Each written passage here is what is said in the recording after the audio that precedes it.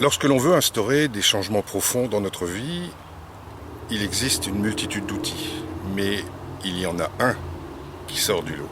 Il y en a un qui est extrêmement efficace, c'est l'écriture.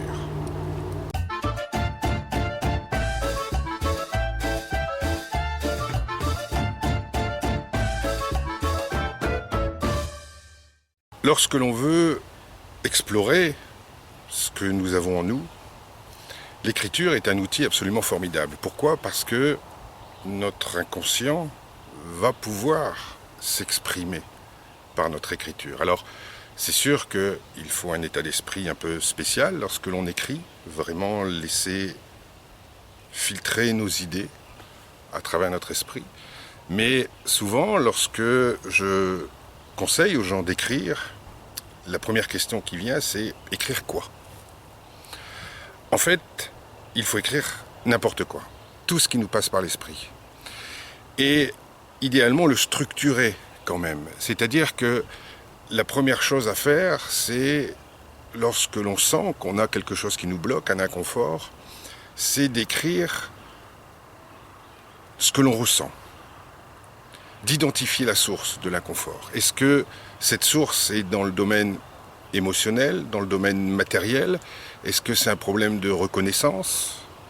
Est-ce que c'est un problème d'estime de soi ? Est-ce que c'est un problème d'angoisse ? Est-ce que c'est un problème relié justement à l'estime que l'on peut avoir de nous ou d'une situation ? Donc ça, c'est la première chose à faire, d'identifier la source. C'est pas évident.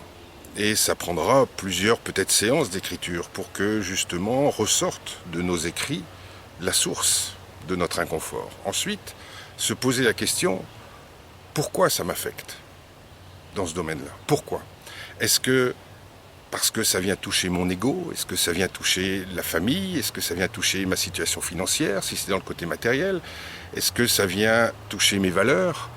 Donc d'identifier pourquoi ça m'affecte. Ensuite, une fois qu'on a identifié pourquoi ça m'affecte, d'identifier ce que je ressens quand ça vient m'affecter. Est-ce que je ressens une dévalorisation par cette situation-là ? Est-ce que je ressens une incompréhension, un isolement, de la tristesse, de la colère, des doutes, de la culpabilité ? C'est quoi que je ressens ? Et tout ça, l'écrire tout ce qui nous passe par l'esprit.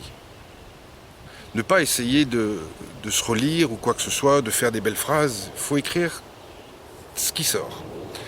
Ensuite, une fois que j'ai identifié ce que je ressens, d'essayer peut-être de trouver pourquoi je ressens ça. Est-ce que c'est lié à mon tempérament ?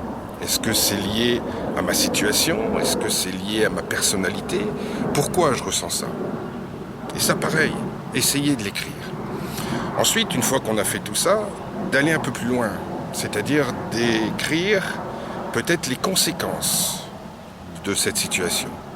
D'analyser en fait les impacts que peut avoir cette situation-là sur ma vie. M'empêcher de vivre des choses, m'isoler, des choses comme ça. Et peut-être d'essayer d'anticiper certains effets pour les minimiser. Ou éventuellement les dévier, en trouver d'autres. Donc d'essayer d'identifier les conséquences de ce qu'elle peut avoir. Et idéalement, ensuite, de se poser la question, comment je peux faire ? Quelle position avoir ? Quel regard porter sur la situation ? Quel comportement avoir pour changer ce sentiment ? Est-ce que je peux changer mon approche ? Est-ce que je peux changer mon interprétation de la situation ? Parfois, la première interprétation qu'on fait, c'est une interprétation qui est ancrée en nous. Donc de se poser la question, est-ce qu'il n'y a pas une autre interprétation possible ? De changer donc mon regard. Le but de ces écrits étant de reprogrammer mon subconscient face à cette situation qui est enfermée et qui est ancrée en moi. Ça ne se fera pas dès la première séance d'écriture. Il en faudra plusieurs. Il en faudra, je dirais, beaucoup. En fonction de est-ce que ce sentiment est très profond ou est-ce que j'ai quand même réussi à l'identifier. Il va falloir le faire remonter à la surface. Là aussi, il y a d'autres techniques pour le faire remonter, pour qu'il puisse s'exprimer. Parfois même, il sera utile de faire interpréter nos écrits par quelqu'un d'autre, parce qu'on n'aura peut-être pas un regard objectif dessus. Mais l'écriture est vraiment quelque chose qui permet de sortir nos émotions, de les mettre sur papier, un peu comme si je portais des livres dans les mains et que pour alléger le poids de ces livres, je les posais sur une étagère.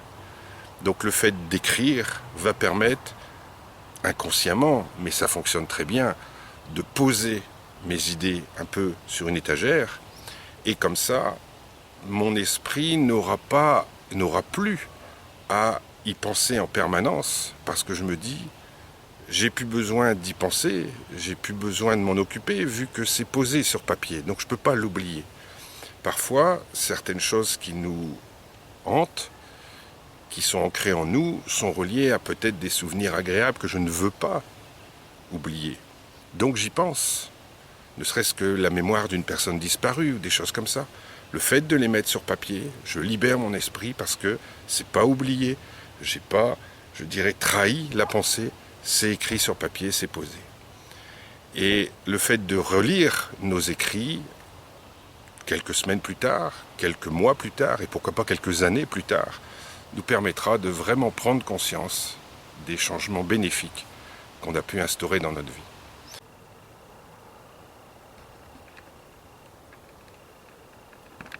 Donc, la prochaine fois que vous sentez qu'un inconfort vous habite, posez-vous la question, est-ce que ça ne vaudrait pas le coup d'essayer de l'écrire ?